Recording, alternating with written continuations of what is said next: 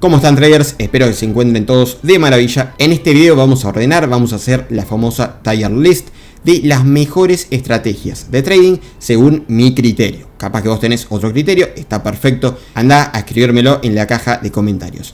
Pero en mi caso voy a poner las mejores estrategias, los mejores conceptos, ordenadas de la más de todas hasta la mejor de todas.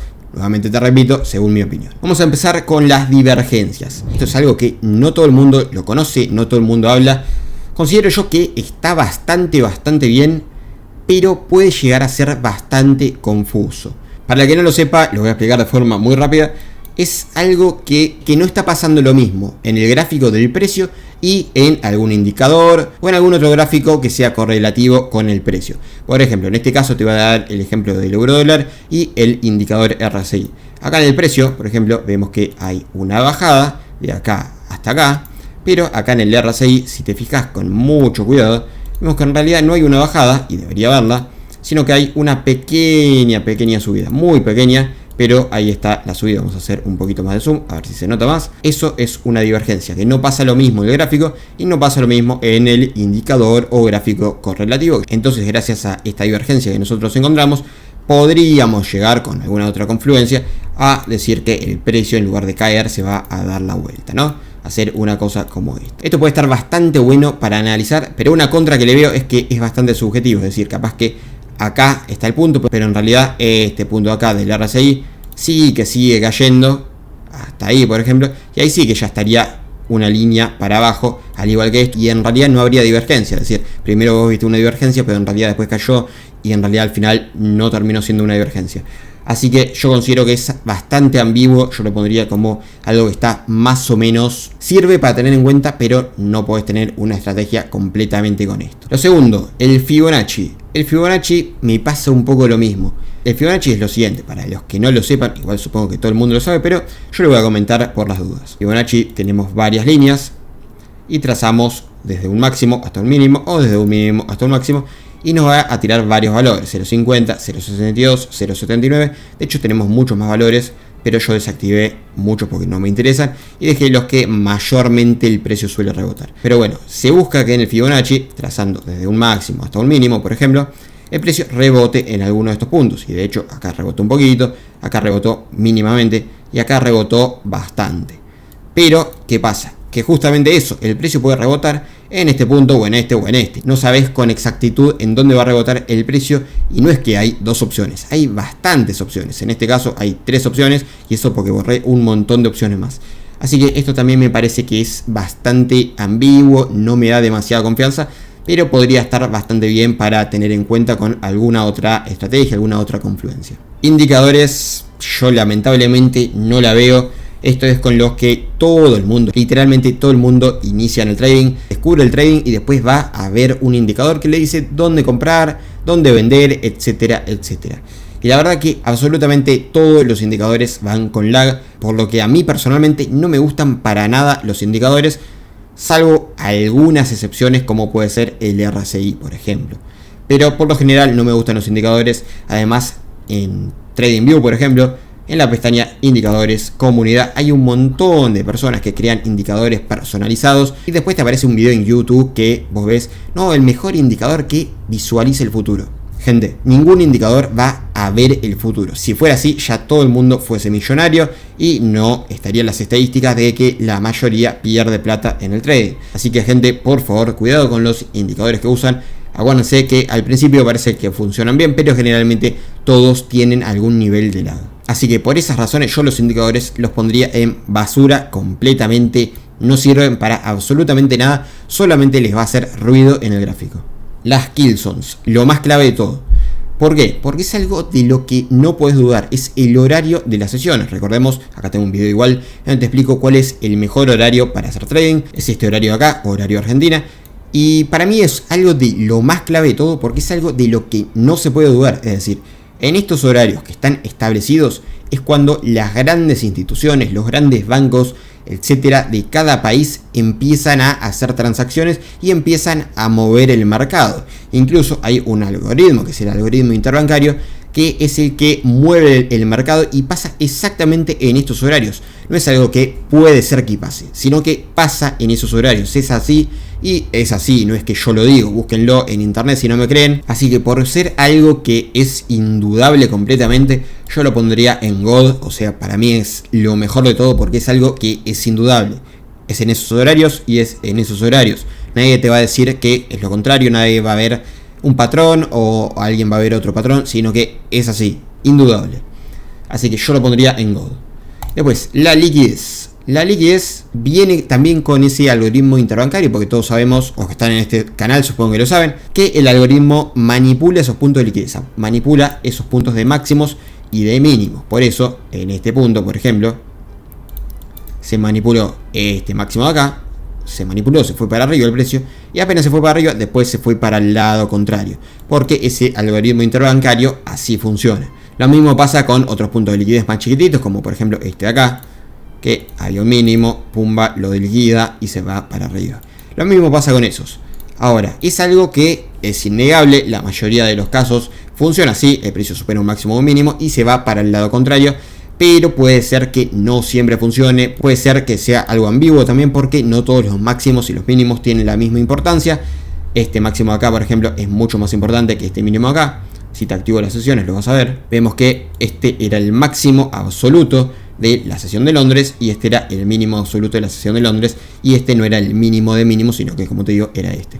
Así que este de acá tiene mucho más peso que este de acá, por ser algo que, como te digo, es así, pero puede generar algunas confusiones. Yo lo pondría en algo que es muy pero muy bueno, aunque no llegue a ser God, porque para mí lo God es algo que es innegable.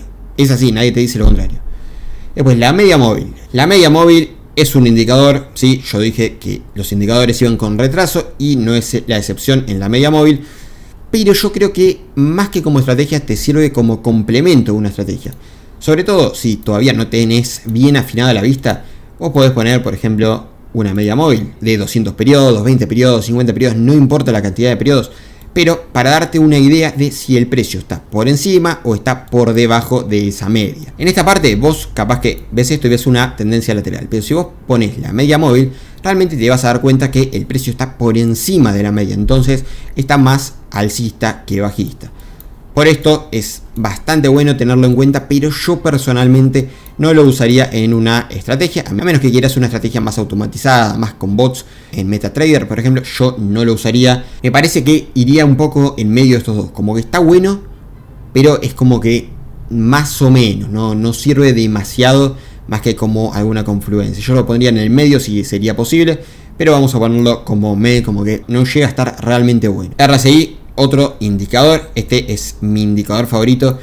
Este sí que no tiene lag, digamos, porque es un oscilador, es decir, aparece acá abajo en lugar de arriba del gráfico. Generalmente los que tienen lag suelen ser los que están arriba del gráfico. Este aparece debajo porque, como te digo, es un oscilador y oscila, justamente hace movimientos así, dentro de varios valores. Acá podemos ver que tenemos la barrita de los valores en los que oscila. Es un indicador que a mí me gusta mucho porque es súper sencillo, te marca zonas de sobrecompra y de sobreventa. Y exactamente te da las señales cuando el precio está sobrecomprado o, por ejemplo, sobrevendido. En este caso, por ejemplo, acá nos indica que está sobrecomprado, pero como vemos, si hubiéramos hecho una operación de venta, ya que está sobrecomprado, hubiera sido una operación mala. Sin embargo, nos vamos a este punto acá que nos dice que está sobrevendido y hubiese sido una operación buena. Ahora, ¿quiere decir que se usa así el RSI? ¿Ya operamos con esos puntos de sobrecompra y sobreventa? No se usa así porque así no vamos a ganar, ya te aseguro, ya lo probé. Si vas a hacer esto usando solamente los puntos de sobrecompra y sobreventa, vas a perder pero muchísima plata, así que yo no te lo recomiendo que lo hagas. Pero a mí me gusta el RSI porque, en primer lugar, no tiene lag. En segundo lugar, lo podemos usar como confluencia para nuestra estrategia, es decir, tenemos una estrategia X, da igual cual sea, y vemos que está en una zona de sobrecompra o sobreventa, entonces da más chance de que tengamos acierto en nuestra estrategia. Además, también tiene un montón de otros usos, como te dije anteriormente, de la divergencia.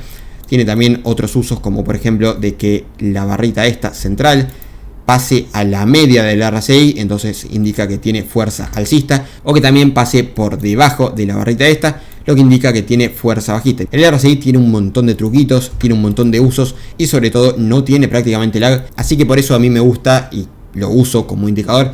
Para tener alguna confluencia extra, yo lo pondría en que está bueno. no llega a estar muy bueno porque sirve para confluencias, pero tampoco está más o menos porque tiene muchísimos usos, así que yo lo pondría acá. Si por ejemplo vos estás en desacuerdo, acordate de escribírmelo en la caja de los comentarios. Soportes y resistencia. Soportes y resistencia es algo que se venía usando antiguamente, antes de que se use tanto y se ponga de moda el concepto este de la liquidez, que en realidad siempre estuvo, pero ahora se está poniendo un poco más de moda. Y básicamente era esto, ¿no? Que nosotros teníamos el precio así y marcábamos esta cosa de acá. Veíamos que el precio no quería superar ese punto y lo marcábamos como una zona de soporte, una zona de resistencia, perdón. Y después el precio superaba, por ejemplo, y esto acá, esa zona de resistencia, ahora se convertía en una zona de soporte porque el precio se soportaba. Es decir, acá el precio se resistía a subir, en este caso no se resistió, sino que siguió subiendo, y después se convirtió en una zona de soporte porque se soportó en ese punto de antigua resistencia. Este es un concepto bastante bueno que de hecho sirve bastante todavía. Acá tenemos un toque, acá tenemos otro toque, ya podríamos conformar esta zona de resistencia. Acá hizo otro toque, acá hizo otro toque, ahí nomás. Acá hizo otro toque y acá hizo otro toque, pero lo pasó. ¿Y por qué lo pasó? Por el concepto que te dije anteriormente de la liquidez, de que generalmente en todo máximo y en todo mínimo el precio va a ir por ese máximo o ese mínimo y va a rebotar para el lado contrario. Y es por esto de que probablemente tu zona de soporte y resistencia no funcione todo bien porque se vaya a superar, sobre todo no funciona bien si pones un stop loss muy ajustado porque como te digo se va a superar. Es por eso que yo no lo pondría en que está muy bueno, sino que lo pondría en que está bueno porque es una zona que podés tener en cuenta, sobre todo si tenés stop loss grandes. Si tenés stop loss muy chiquito, ahí sí que yo no te lo recomiendo. En ese caso yo lo pondría en que está más o menos. Pero si tenés stop loss bastante grandes, o sobre todo operás en el largo plazo, sí que es un concepto bueno a tener en cuenta. Después, el concepto de tendencia. Concepto de tendencia, bueno, todo el mundo sabe lo que es una tendencia. Vamos a definirlo rápidamente igual. Es una serie de máximos y de mínimos crecientes. Esto para una tendencia alcista, ya que este de acá es más alto que este y este de acá es más alto que este. Eso sería una tendencia. Y una tendencia bajista sería lo contrario. Un conjunto de máximos y mínimos cada vez más decrecientes, ya que este de acá es más bajo que este de acá es más bajo que este. Después, una vez que tengamos esto, se marcaría esa línea de tendencia. Generalmente yo recomiendo hacerlo con una caja de rectángulo en lugar de una línea así nomás, porque el precio puede rebotar en ese rectángulo en lugar de solamente una línea. Es decir, si ponemos una línea, el precio podría hacer esto, pasar la línea y creemos que va a romper la tendencia, pero realmente no lo va a romper. Así que yo en lugar de una línea siempre uso un rectángulo de esta forma para darle un margen al precio para que rebote dentro de este rectángulo. Yo creo que este es un concepto bastante bueno. De hecho, si te fijas acá, por ejemplo, sirve bastante.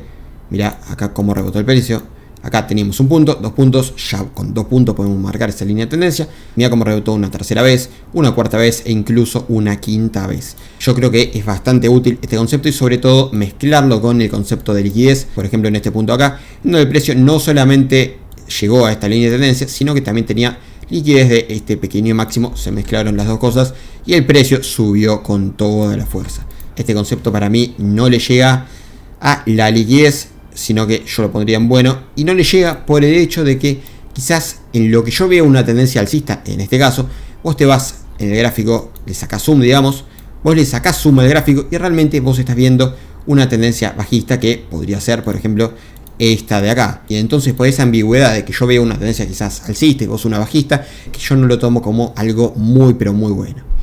Pero sí que es algo que siempre tengo en cuenta. Después, patrones gráficos. Cuando me refiero a los patrones gráficos, me refiero a lo siguiente. Me refiero a esos patrones como el hombro cabeza hombro, que viene del libro de toda la vida, o un triángulo, o una bandera, etcétera, etcétera. A esta clase de patrones gráficos es la que me estoy refiriendo. A las figuras que no forman justamente el gráfico del precio. Esto yo lo tomaría también como que es algo ambiguo, que quizás una persona puede ver un hombro cabeza a hombro y otra persona ve otra cosa en lugar de ese hombro cabeza a hombro, o quizás alguien puede ver que hay una consolidación y otro en realidad ve que está el precio así, ¿no? Está como un poco más bajista que consolidado, entonces lo toma como tendencia bajista en lugar de consolidación. Entonces también por estas ambigüedades es que yo estos patrones gráficos los pondría como que están más o menos, no llegan al nivel de todo el resto de los conceptos. Después de los patrones gráficos también tenemos los patrones de velas, que ya no se forman con el gráfico, sino que se forman con las propias velas, como por ejemplo te muestro acá. Acordate que en la descripción te voy a estar dejando unas plantillas con todos los patrones gráficos para patrones de velas, planilla de backtesting, planilla de simulaciones, entre otras tantas cosas para que te puedas descargar. Absolutamente todo te lo voy a estar dejando en el link de la descripción. Pero bueno, los patrones de velas, como te estaba diciendo, se forman con las velas. Y entre estos, el que más destaco de todos es el de la envolvente alcista y el de la envolvente bajista y también el del martillo. Esto yo lo pondría como que son mejores que los patrones gráficos porque es como que te tenés que fijar en la vela y ya está. O sea, dos velas más o menos forman ese patrón y ya está. No es que te tenés que fijar en un gráfico entero, sino que con dos velas ya te vas a dar cuenta qué patrón gráfico es. Así que por eso, y que no es tan ambiguo como los otros patrones, voy a ponerlo en que están bastante buenos. Y por último, acá tenemos todos los conceptos de ICT, que son una gran cantidad de conceptos, como por ejemplo el concepto de la liquidez, el concepto del FBG, el concepto del order block, el concepto también de la estructura propiamente del mercado. Y esto está muy bien, es uno de mis conceptos favoritos, es una de las cosas que más utilizo yo y más utiliza la mayoría, porque es como que ICT engloba un montón de conceptos. Y acá es cuando vos me vas a decir, pero Lucas, ¿por qué pusiste la liquidez como un concepto aparte si ya lo incluye ICT? Bueno, lo puse como un concepto aparte porque de todos me parece el más importante y quería que esté en el gráfico como un concepto aparte a tener en cuenta si es que no querés usar otros conceptos de ICT. Para mí ICT es de los conceptos que más utilizo, de lo mejor que hay por la variedad que tiene. Por eso yo lo pondría en muy bueno. Y vamos a decir, pero ¿por qué no lo pones en Gold si tiene tantos conceptos? ¿Por qué no lo pones a la par de las Killzones? No lo pongo en la máxima categoría por dos razones. En primer lugar, que son muchos conceptos, con lo cual puede ser bastante ambiguo algunos. Uno puede ver que un order block es una cosa, cuando otra persona puede ver que el order block es otra cosa completamente distinta. Uno acá, por ejemplo, puede ver que el precio venía subiendo, formando máximos y mínimos cada vez más bajos. Y acá el precio me forma un máximo más alto, una toma de liquidez, y acá me forma un mínimo más bajo para seguidamente formarme un máximo también más bajo. Y acá vos me vas a decir, bueno, es una tendencia bajista según la ICT, según la estructura y qué sé yo. Este análisis de la estructura también es muy ambiguo porque quizás alguien que no vea esta temporalidad podría no reconocer este máximo y este mínimo, y en cambio decir que el mínimo a superar realmente tenía que ser este de acá abajo en lugar de este de acá. Y eso ya es como que te hace estos conceptos algo ambiguo. Y es por esa ambigüedad nuevamente que no lo pongo en la máxima categoría posible. Porque para mí lo que está en la máxima categoría posible, y se les soy algo repetitivo con esto, es algo de lo que no se puede dudar. Y lo único en lo que no se puede dudar de todos estos conceptos, creo yo, que es el horario de las sesiones, que es cuando claramente la mayoría de las instituciones realiza todas las operaciones y está ese algoritmo interbancario operando. Por eso es que este concepto está arriba de todos los demás. Pero acordate, por supuesto, que si vos querés profundizar en los conceptos de ICT, vas a poder hacerlo en este video que te voy a estar dejando por acá.